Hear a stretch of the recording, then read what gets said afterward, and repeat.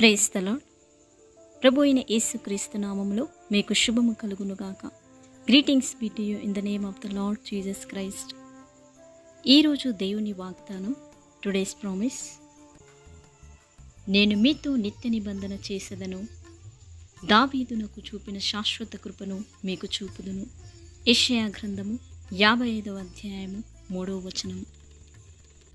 I will make an ever-lasting covenant with you, even the sure mercies of David.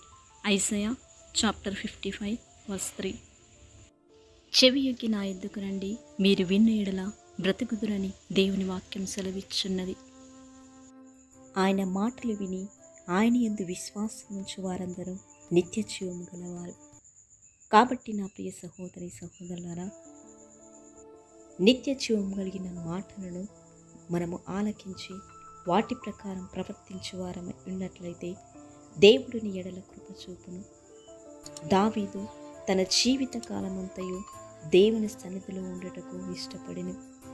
అయితే దావీదుతో చేసిన నిత్య నిబంధన నీతో చేయుచున్నాడు. శాశ్వతమైన కృపను మీకు అనుగ్రహిస్తానని ఆయన సెలవిచ్చుచున్నాడు. శాశ్వతమైన ప్రేమతో ఆయన నిన్ను ప్రేమించుచున్నాడు కనుక విడువక నీ ఎడల కృప చూపుచున్నాడు.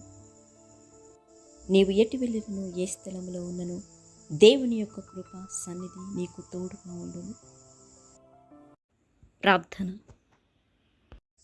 సజీవుడమైన దేవ, గొప్ప తండ్రి, కనికరం గల దేవ, కృపగల రాజా, నీ పరిశుద్ధమైన నామాన్ని బట్టి నీకే స్తుతులు స్తోత్రములు చెల్లిస్తున్నా. శాశ్వతమైన ప్రేమతో నీవు ప్రేమించుచున్న గొప్ప దేవుడవు అయా తండ్రి, నీ కృపకు నీ ప్రేమకు మేము పాత్రలగునట్లు మీరే సహాయము దయచేయండి. మరణంలో నుండికి జీవంలోనికి నడిపించిన గొప్ప దేవుడవు నీవే.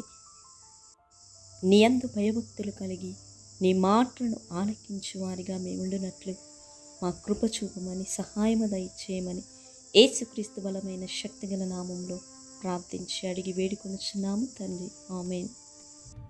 ప్రార్థన అవసరతలు ఉన్నట్లయితే కామెంట్ ద్వారా తెలియజేయండి. మా బ్లెస్సింగ్ టీం మీ కొరకు ప్రార్థిస్తారు.